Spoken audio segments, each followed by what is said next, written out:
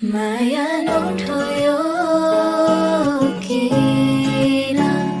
मुस्कान मेरो यो थम्नै सकेन भन्नु त धेरै छ तिमीलाई तर किन खै केही